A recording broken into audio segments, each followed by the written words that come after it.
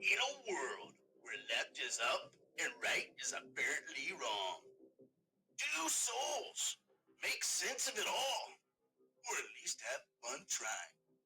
Gear up, friends, for Chicken and the Dog. Welcome to another episode of Chicken and the Dog. I am the dog, and with me, as always, is the guy that never needs an introduction, the chicken. What up, dog? You've never been more right. I proceed myself. Yeah, you do. Look, man, we're going to talk about week 6 results of college football. And I say this every week, right? It didn't disappoint. There were some upsets. There were some big wins. I think there were some statement wins by some teams, by some players. And it was a fun weekend to watch college football. Look, man, let's just start. We won't dive into the stories. Let's talk about the new top 25, right? Go for it. So Miami jumped one spot. Oregon dropped one spot. Who cares? Let's talk about the big ones, man. Who moved up the most, man? And Tennessee moved up 3 spots. Georgia Tech moved up 4 spots. Mizzou is getting close to that top 10, man. They moved up 5 spots. Michigan moved up 5 spots. Here's another team that moved up a lot too, which we all thought that they kind of would, right? We all thought they're going to start making their way up, and they are. They are moving on up like the Jeffersons. Notre Dame is at number 16 now. The Fighting Curtises have moved up 5 spots. And you're asking yourself, how are all of these people moving up 5 spots? Well, we'll get to that in a minute. Illinois moved 5 spots. BYU moved 5 spots. Virginia's up 5 more spots. Here we go. Vandy dropped 4, which I'm going to be honest with you. I don't agree with that, and maybe not even disagree. I don't know. I'm kind of indifferent on that one. And we'll get into that game results, but it was not a bad game played by Vandy. Really wasn't. Arizona State moved up 4 more spots. Iowa State dropped 8 spots. We were both wrong on that one. Yep. And then here's another one that dropped significantly. Florida State dropped. They are now number 25. Memphis climbed in. That was not ranked, and South Florida made their way back into it, and they were unranked. But you're asking yourself, where did all these spots come from? Let's see. Texas is out of it. Penn State's out of it. I mean, if you look at Penn State was number 2. Actually, they were number 1 in the country at one point. I think at the very beginning, for week 1, week 2, number 2 in the country, something like that. Texas was a top 10, had been a top 5 team. Everybody thought, and they are not even ranked. Yeah. That's nuts to me, man. Well, and we'll get into it more later, but they just continue to look like less of a Texas than any of us thought they would going into the year. They're definitely not upholding what they had built last year getting into the playoffs. Right now, they're struggling. They're struggling by a wide margin. Yeah, but look, man, let's go ahead and dive into these SEC games, man, because there wasn't many, but there were some good games in there. So we'll start out with Georgia, man. Kentucky rolled into Athens to take on our number 12 Georgia Bulldogs, and Georgia did what they should have done. They did what South Carolina did to Kentucky and beat them 35-14. Our number 2 QB, Puglisi, was in at the 3rd quarter. Georgia owned that game. I mean, just the entire thing. It was never in question at all. Like Bobo and Kirby Smart coached that team very well. The offense looked solid. Very proud of them Georgia Bulldogs. Yeah, a good game all around. And I'll say this. Cutaboli for Kentucky ends up having a pretty decent game. He throws for 225 yards, 2 touchdowns, and 1 interception. But Georgia is just too much at home for the Kentucky Wildcats. Gunnar Stockton, 15-23, 196 yards, a touchdown and a pick. But he follows that with 6 carries for 48 yards and 2 touchdowns on the ground. Just an all-out dominating effort by the Bulldogs in Sanford Stadium. It was a beautiful thing to see. Let's see, especially since what the game looked like last year against Kentucky. Yeah, they removed all doubt. Nobody was left wondering about Saturday's outcome. No. Look, man, I forgot. There's one thing I forgot to talk about before we got into these games, man, and I apologize. But it looks like Deion's medical issues continue, and now they're trying to find out if he's got some blood clots in his leg. Coach Prime, I just want to let you know from Chicken and the Dog, we are praying for you. We are praying for the medical staff that's going to be involved in this, and we just ask that a divine intervention on your medical issues, Lord, and you just come out on top. We're praying for you, buddy. All right. The next game is number 5, Oklahoma. A materialist Oklahoma takes on Kent State. We didn't think it was going to be an issue, and it wasn't. They beat them 44-0 at home in Norman, Oklahoma, getting prepared for this upcoming week. I thought it was a great game. A solid game all around. Michael Hawkins Jr., 162 yards through the air and 3 touchdowns. Another dominating performance, and this is exactly what we expected. The other upside to this, if you haven't been convinced about Oklahoma until now, based on how they struggled last year, this is what you are used to seeing in Norman. This is how they dominate the teams that they should dominate. Venables and the Sooners are off to an amazing start, a redemptive start so far this season, 5-0. Yeah, I mean, you think about how we talked about Brent Venables last season, and even going into this season about him taking over some of the play calling, and and him not being the general on the team. He's trying to become some of the captains and stuff like that, and we thought that would backfire, and it doesn't happen often, but we were wrong, and he's doing an amazing job at Oklahoma coaching that football team. So the next game, a Mississippi State Bulldogs rolled into College Station to take on a number 6 Texas A&M. And look, man, if there's any doubt from anybody about this Texas A&M team, they are for real, for real. They beat them 31-9. They kind of got off on a slow start, but man, they handled business. Texas A&M is doing very well. Yeah, you didn't even really get to see any of the disparity in the SEC in this game on Saturday because A&M just came out and owned it right off the rip, 7-3 at the half. But then the domination just continued in the third and fourth quarter. Marcel Reed throws for 180 yards and 2 touchdowns, and the Screaming Bobs come out well. There he is. Come out well on top against Mississippi State. Yeah, this next game, though, man, you and I talked about this game in depth when we recorded the forecast show, man, and we both thought that this next game could be a doozy, man, and it could be a very big trap game, and it proven to be. They went from number 9 to not ranked. At the time, number 9 Texas Longhorns, the Fighting Arches, took on a struggling Florida team, unranked, and in the swamp. And we said that was the difference maker. That swamp was going to be the difference maker, and Florida beat them 29-21. I don't think there was ever any question who was winning that game from the time that clock started. DJ Lagway looked great. Arch did not. Good job, Billy Napier. Great job. Great job, Billy Napier. Really somebody that could have been considered in any of the awards this week, I think would have been Coach Napier to pull this team together to win a must-win. Now, they're all kind of must-wins in the SEC, but a definite must-win for the Gators and for their season.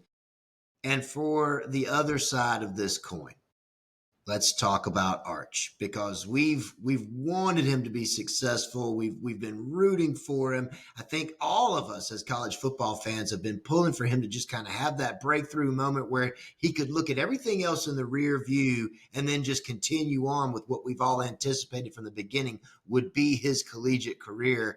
This game was not it. 263 yards through the air. Well, gosh, that sounds pretty impressive. 2 touchdowns. Hey, man, pretty good. 2 picks. And then the biggest thing to me, and he was flushed out of the pocket a little bit, but he has a wide open receiver downfield where he launches the ball a good 5 or 6 yards past him. Easy 6, Arch, and you dropped it. I mean, just not a good look.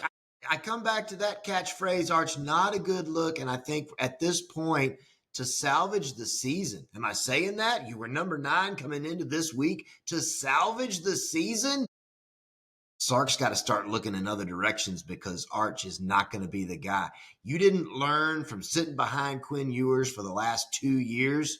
You weren't prepared for the Florida Gators in the swamp. Man, I got question marks. That's right. I mean, we've talked a lot about Arch this season and even last season coming into this season, man. And you're right. It's not like he's a true freshman coming in and still trying to figure out the Texas Longhorn and Sark's program. He's been there, man, for 2 this is his 3rd season in Austin. There is absolutely zero excuse why. There's zero excuse why he shouldn't be killing it right now. He's not the guy. And I think you're right. I think Sark's got to do this. And I may have said this on the show before. I'm old and don't remember. But my heart really goes out to these Texas Longhorn fans. I mean, that's what makes college football is the fans, man, and the traditions and everything that goes along with the sport that you and I just absolutely love. And these fans for 3 solid years have been thinking they've got the Manning. They've got him. And I was on a Christian men's retreat this weekend, man, and there's a couple of Longhorn fans that were there, man. You know, we all talked about football. We watched some of the games and stuff like that. But some of them, you know, there was 2 different Longhorn fans I was talking to, and I just looked at them and I said, man, I feel bad for you guys. You know, y'all have been anticipating this moment for so long, and y'all have just been let down. And so good luck next week, Texas. They just don't have a good look. Yeah, and I'll echo that. I do feel bad for Longhorn fans. So much promise coming into this. I mean, this was going to be the guy that took you to the promised land. Quinn Ewers got you to the playoffs. Arch was going to be the guy that would win you 1, maybe 2 national championships. Now it doesn't look that way at all, but I also feel bad for Arch Manning, saddled with so much expectation. And he's not that shine the light on me kind of player like we pick at other guys that point the spotlight back at themselves. Arch is not that guy. Arch is a humble guy. So I feel bad for him because he's out there and just something is not clicking right.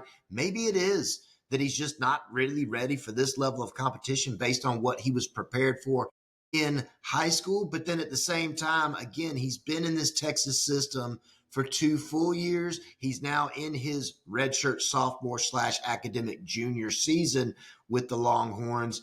It's a different environment than when his uncles were in college. It's a different environment than when his grandfather was in college ball.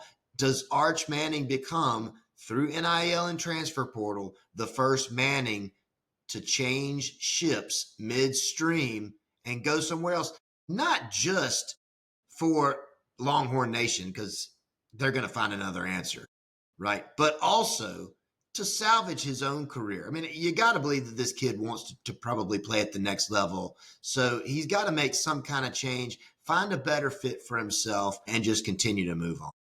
You know, my question is this, though. I mean, Sark gets paid to win games in Austin. That's his job, right? So if he knew that Arch was not going to be that great, why hasn't he started someone else? My question is, what I really would like to know is, how does he look in practice? I mean, is he sharp in practice and, dropping dimes, and then as soon as he gets on the field, it's just like he just forgot everything? I don't know, but Sark's got to figure that out. That's why he gets paid. I think the thing that we've got to remember is, as QB1, he's taken first team reps, right? And the majority of your reps, especially in game week buildup, are going to be team 1 reps. So Arch is going to be the guy. But one thing that we have highlighted on this show is the lack of experience in that quarterback room, right? Like you've got some high profile recruits, high profile redshirt freshmen that are in that room, 4-star guys, but they don't have the snaps under their belt. Now that you have gone from number 9 in the country to unranked Texas, maybe now you start seeing some of those moves because how bad can it get? We just fell out of the top 25 by losing to the Florida Gators at home.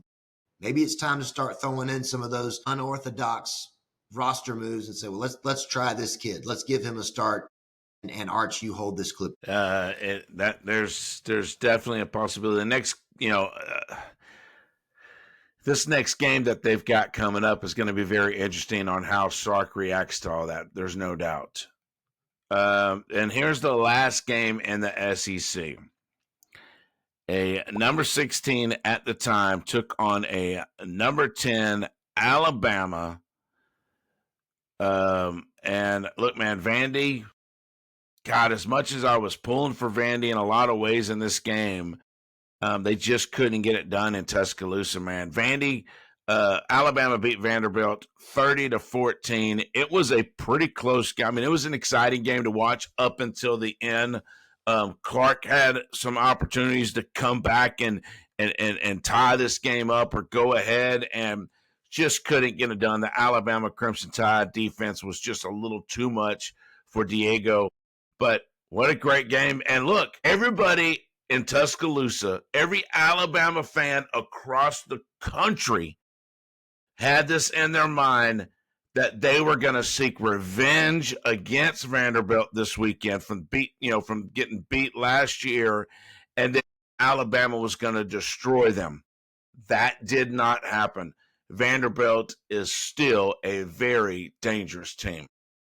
Vanderbilt is still a dangerous team. They're still for real. I disagree. I take issue, I guess, with your statement. I think Alabama defensively did exactly what had to be done because Vanderbilt is for real, or as you like to say, for real, for real.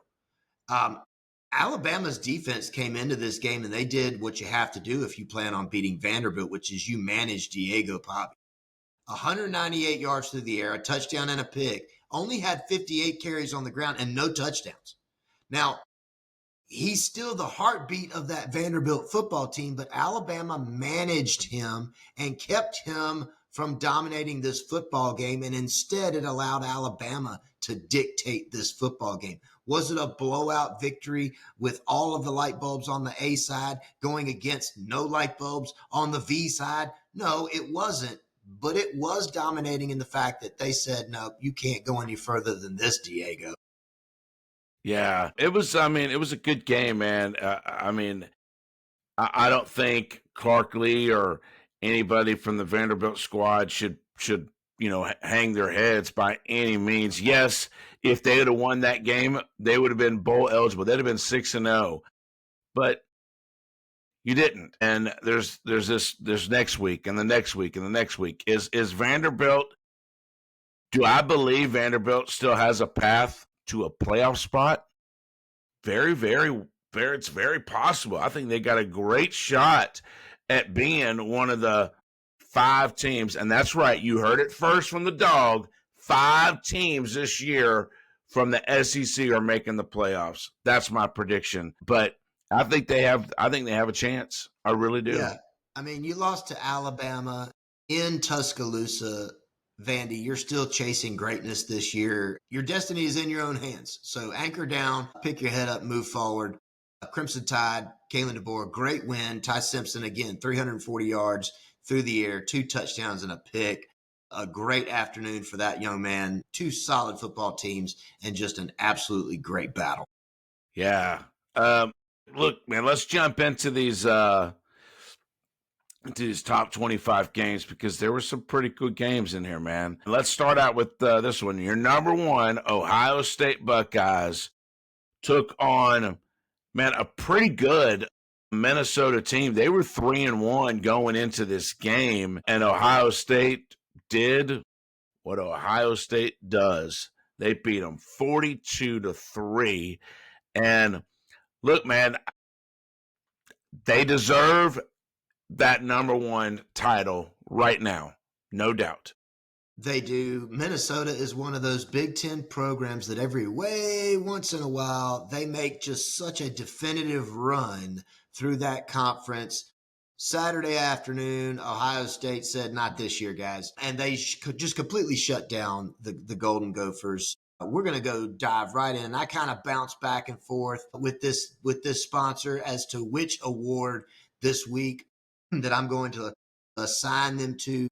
This week, your Breaking Chains Fitness Dog of the Week is Julian saying, now, Chicken, why are you going with Breaking Chains on the Dog of the Week? Because I'm a big fan of the revival that happened at Ohio State, the football players taking a stand for Jesus. And that is what Breaking Chains Fitness is all about. Breaking chains for kingdom gains. Julian saying 23 of 27, 326 yards through the air, 3 touchdowns, 0 picks. You've heard similar stat lines throughout this show from other quarterbacks. However, Julian comes in with 0 interceptions.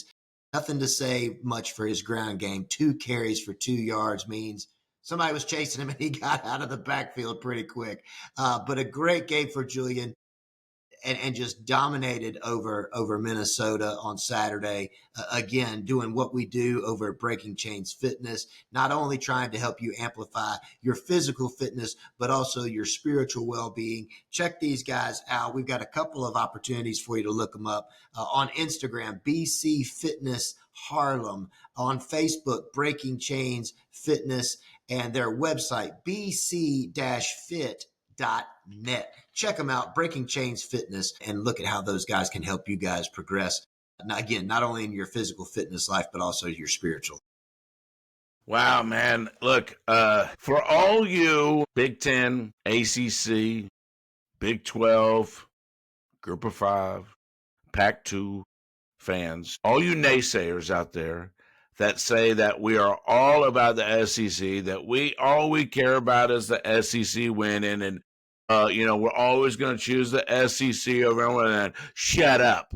We just chose a Big Ten for the Dog of the Week, and deservedly so, man. I mean, you're right. I mean, I don't know if there's a better Dog of the Week than Julian's saying right now. That team, Ryan Day, as much as this pains me to say, is doing a great job coaching that team up, especially after his offensive coordinator left to go. I think he went back into the NFL, so he's rolling with a new offensive coordinator. They're doing great things in Ohio State, and they may actually go undefeated in regular season this year. They've got a good shot, and as you say, we do have a lot of focus on the SEC on this show, but great recognizes great. Wonderful afternoon there, Julian. That's right. The only team I think Ohio State or Ryan Day has to worry about, Michigan. He's got a problem with that team for some reason. Look, man, here was another fantastic game to watch. And this was our buzzsaw pick too. A number 3 Miami, the Fighting Becks, undefeated, took on a number 18 Florida State. And from last season, you wouldn't think that this would be that big of a deal. But Florida State is for real. They're a great team. They took down Alabama this year. Miami won, man, in Tallahassee, 28-22. And what a game.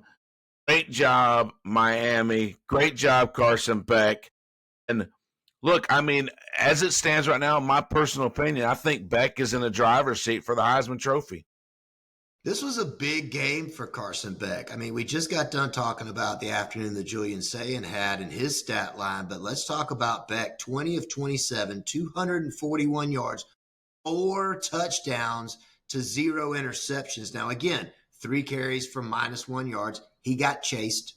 Okay, so he lost a yard in total there, but he ran this game. He kept the Hurricanes in this game. And what kind of puzzles me about the outcome of this ball game is that Miami stays up there at the top. ranked number 3 or number 2, depending on which poll you're looking at in the country. But Florida State, after a close loss, where Florida State hung 19 on the scoreboard in the fourth quarter, and they plummet in the top 25 rankings. That to me makes no sense. This was the traditional matchup that we see from these two teams, that we've longed to get back to from these two teams, where is it a national championship deciding game this early in the season? Miami certainly made it look that way. Carson Beck made it look that way. Carson Beck made himself look like a championship quarterback again, a Heisman contender again, and kind of guy that you might want on your NFL roster to lead your team to greatness. Yeah, I was just thinking about this. Think about, is Carson Beck, I'm not going to say laughing all the way to the bank, but is he not putting himself in an incredible spot right now? I mean, he left, he left Georgia, thought he was going to go in the NFL. That's what he came out. He was going to the draft. Miami came calling, offered him, I think, $6 million to come and play one more season with Miami. And if he would have went in the draft last year, he would have been a late drafter. I mean, 5th, 6th round, maybe. Could he have just elevated himself, not only to maybe win the Heisman, $6 million richer, and could be the first or second quarterback in the first round? I mean, he might be a model, man, for some of you guys like the Quinn Ewers of the world, or, some of those guys that are going to be that late drafter, hang around one more year to make it happen, to elevate yourself. Great job, Carson Beck. And great job, Mario Cristobal, right? I mean, he's coaching. He's doing great with that team. And at this point, and I don't think anybody knew this, right? This is just happenstance. Carson might not even have to move at the end of this season. The way that the Dolphins are playing so far this year, the way that Tua is looking so far this year, maybe they pick up Carson Beck and he just has to change from a dorm room to a penthouse. He might already be in a penthouse. I was going to say, likely he's not in the dorms. I doubt it. Let's see here. No, we're going to save that game for last because that was fun. Number 11, Texas Tech took on a Houston. We thought Houston could surprise Texas Tech, and especially because it was not in Lubbock. But Texas Tech's doing what they've been doing all season, man. They are rolling, and they beat them 35-11. Great look. Great look, as our dear friend, as all of it. We don't know him personally, but every college football fan, I think, can say this. Our dear friend Lee Corso would say, with Texas Tech, not so fast, my friend. They owned Houston on Saturday afternoon and put to death any thoughts of the Cougars pulling the upset. Drowned them out 35-11. Yeah. Hey, man, this next game, everybody had Iowa State on game day, with the exception of Herb Street. And Herb Street got it right, man. And number 14, 5-0 Iowa State was taking on a really good 3-1 Cincinnati. So they weren't a chump team. And man, Cincinnati prevailed, man, 38-30. Great job. Absolutely. And again, as you mentioned it, Cincinnati's not a chump team, and yet in the rankings you see some significant suffrage from Iowa State rather, after dropping this one. And again, it's a close one, 38-30. That's not this widespread massive upset loss, but a great game by the Bearcats, and I think the Cyclones will bounce back and still off to a great year. I think so too. And look, just we're going to mention this game really quick. And number 20, Michigan hosted a 2-2 Wisconsin, and Michigan, they're playing pretty good football this year. Beat them 24-10. Yeah, Bryce Underwood continues to show that he is the man there in Ann Arbor, and they come out on top with a big win for the number 20 at the time, Michigan Wolverines. That's right. Look, man, we kind of hit this a little bit when we were talking about the top 25, man, but a number 21 Notre Dame at the time, a number 21 Notre Dame they were 2-2, took on a pretty good Boise State. Boise had a week 1 loss, but they have bounced back, and Notre Dame did what Notre Dame's been doing, and beat them 28-7, and they just keep climbing. They're going to make their case, aren't they? They are. They're working at it. I still don't think that Boise State's a bad football team. They're just not where they were last year. No Ashton Genty to speak of. But Madsen continues to have a good year. Throws for 215 yards, but 4 picks in this game against the Fighting Irish. Yeah, they're still – they might not be the 4 horsemen, the Newt Rockne, even the Lou Holtzes of old, but you can't throw 4 picks against the Irish and expect to come out. No, not at all. And look, man, a number 22 Illinois, the Fighting Curtises, took on a decent Purdue team, and man, beat them. Illinois beat them 43-27. I think the Fighting Curtises, Illinois, are trying to do their best to convince everyone else to forget about the whooping they got from Indiana earlier this season. I think so, and I think they're making a good case. I mean, again, we talked about it going into this game on the forecast show. Purdue can be one of those sneaky Big Ten teams where they're kind of hang around the middle. Sometimes they drift toward the bottom of the conference, but they'll steal a win that they shouldn't get here and there. And the Illini said, "Not today, my friend," and hung 43. Yeah, 2 games left to talk about. Number 24 Virginia took on a undefeated at the time Louisville, man. And you and I thought Louisville could be that sneaky team. It was in Louisville. I think we both picked Louisville to win that game. You did not? You picked Virginia? Yes, okay, I picked Louisville. So you were right and I was wrong. That doesn't happen that often. Okay, maybe it does. You know, if you're going to follow anyone besides Jesus, follow the chicken, right? But anyway, man, Virginia won by a field goal, 30-27. Great game.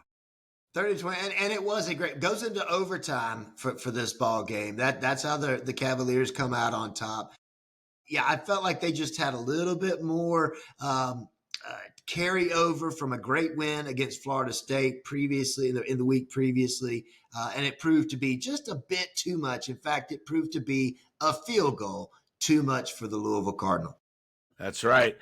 And that leaves us to 1 game left. Yeah, at the time, number 7, 3-1, Penn State, or Nittany Lions, took on a 0-3 UCLA. No, excuse me, an 0-4. I had my numbers wrong. UCLA, the Fighting Nicos. We didn't even discuss this game, I don't think. I don't think there was anything to discuss. I think I thought that James Franklin was going to have a bigger issue remembering his grocery list this weekend than this game and what he needed to do to beat the hapless UCLA Bruins. They've already fired their head coach. They're already convinced that their once star quarterback was going to go anywhere else in the offseason. And yet they somehow, from the comfort of losing and sitting around eating nachos on Sunday, they've stumbled across victory against the number 7 Penn State Nittany Lions. Look, I don't know what to say. I've mentioned this before, and I'm not anti-Drew Aller as a person. I'm just not impressed by the kid. 200 yards through the air, 2 touchdowns, 78 yards on the ground. He's your leading rusher, Nittany Lions. In my opinion, that's not Penn State's best look. Penn State is not hey, our quarterback can sling it around and run a whole bunch. That's our guy. He's going to take us to the top. No, that's not Penn State football. Penn State football is a strong running game with strong running backs. Penn State is linebacker you, or at least it was at one point in time. And UCLA has just been lost in the wilderness for decades, my friends. And instead, let me prepare you for this. No, we're not talking about everyone hurting. We're talking about some shiny, happy people in Los Angeles. We're talking about your Gooch of the Week, Nico Imaleava, whatever. I'm here to stay ya. 66 yards through the air, 2 touchdowns, 128 yards on the ground, and 3 more scores. This kid comes out literally comes out of nowhere because no one expects anything of Nico anymore other than a changing of schools, right? Like next, it's going to be East Southwest Louisiana State Tech University for dental care and diesel mechanics. That's where he's going next season. Put your money down on it. I think amongst the alumni, they can scrounge together $50 and get this guy to come and play for him. But he's not done in UCLA yet, and he somehow manages to find the win against Penn State. Is it signature? I don't know. What I love to say to your Gooch of the Week is don't come back. But my friends, I got to believe he will be. Yeah, he will definitely be a repeat offender of the Gooch Award. There Absolutely. Is no doubt about that. Look, man, that was just, I was like I said, I was on a retreat this weekend, right? And one of my buddies, Eric, is a huge Penn State. His son goes to Penn State right now. And he was there last weekend at the whiteout and saw the Oregon Ducks beat them. And he was beside himself through this entire game. I mean, not only did your Penn State fans believe that they had something special this year, the world of college football thought Penn State had something special this year. It's why they were ranked that top 5, man. I mean, almost coming out of the gate. And you mentioned it earlier, man. You mentioned about their run game. Penn State is a run, I'm going to run it down your throat type football program. And I believe both of their top running backs from last season that had great season last year, both returning. Singletary, I think, is one of their names. Singleton, yep. Yeah, Singleton. And they both were coming back this season. That's why everybody said, running back Hugh is back for the Nittany Lions, and they just didn't do it, man. I mean, Nico ran. He was the leading rusher on the field between the two teams, and that's not a good look for James Franklin. It's not a good look for the Nittany Lions. And look, man, I hate it for my buddy Eric, man, that his team had to endure a loss to Nico. And here we don't get these a lot during the season because I got to tell you, folks, I'm really busy with trying to pick Gooch winners and Dog of the Week winners and paying attention to who I think is going to win the next week. So there aren't a lot of chicken scratch moments during the season. But here's one. Did James Franklin's seat go from he's our guy to not white out, but white hot? Is James Franklin looking, or is he on anybody's radar for please get me out of Happy Valley next season to go anywhere else? He left Vanderbilt to take this job, and he's done good things at Penn State. Don't get me wrong. He's a good coach, but he's not the coach that's going to take Penn State back to where they want to be. He's demonstrated that. Think Mark Richt at Georgia several years ago. Yep. He's just not going to be the guy that gets you guys over the hump. Could be good somewhere else. Maybe could even win a championship somewhere else. But it's not going to be at a storied program like Penn State. No, but you know what, though? I think that his seat has gotten hot. But I'm going to say it right now, right here. And I promise you I'm not doing this because my buddy is a Penn State fan. This is not for Eric. I promise you, because I have plenty of friends that are Ohio State fans. OW, right? But you ready? You know how he cools his seat? They beat Ohio State this year. That would cool a seat, like instantly. As quickly as this seat got hot, it would just as quickly completely cool off to ice cold. But let me tell you this. If you're driving a Ferrari and you dump diesel fuel in that thing, you just wrecked your engine. And a loss to UCLA, a loss to a winless UCLA, a loss to a troubled at best, that's a lot of diesel fuel, my friend. Yeah, I mean, I think James Franklin should have a picture of Nico in the locker room or in the meeting room with Gooch written on top of it. Big. He should, big, and say, look, you just allowed this to happen. I will pledge to you right now, listener, if Penn State manages to beat Ohio State, James Franklin will be the Gooch that week. Yes, the Gooch. Said it here. Boom, done. That's right. But look, man, some crazy stuff in college football. I mean, nobody saw that game. Nobody saw them losing that game. I predicted Florida was going to beat Texas just because the swamp. My guy Lane Kiffin said it last year, and I just repeat this all the time. He said it's so hard to play in that environment in the swamp unless you're South Florida, but I digress on that one. Anyway, I'll keep going. But look, man, just some great football, man. The season's kind of shaping itself a little bit. But still, I mean, there's still just a lot of unknowns. I think if you and I had to sit here and give us our top 12 that's going to make the playoffs today, I think we would get a lot of them right. But there'll be some that won't be in there and some that we didn't pick right now. There's still a lot of football to play.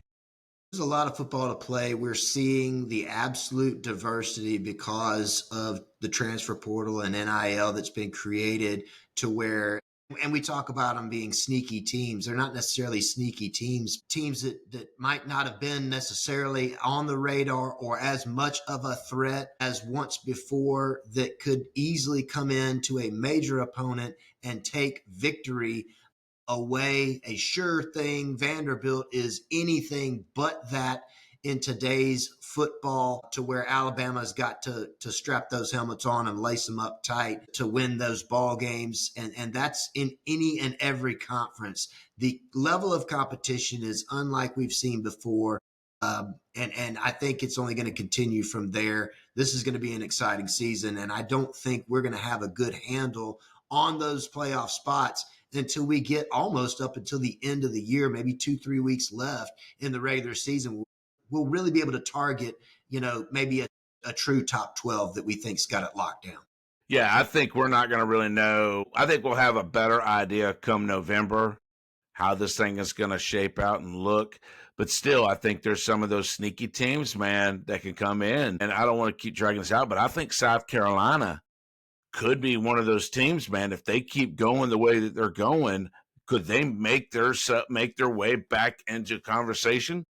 Lenore Sellers and Shane Beamer are doing great things in Carolina. I think they can. I really do. I appreciate your optimism. I don't know if this is the year for that for the Gamecocks. They are a good team. They're a young team. And there's a gauntlet ahead of the Gamecocks, this next 5-game stretch for them. We've talked about that previously.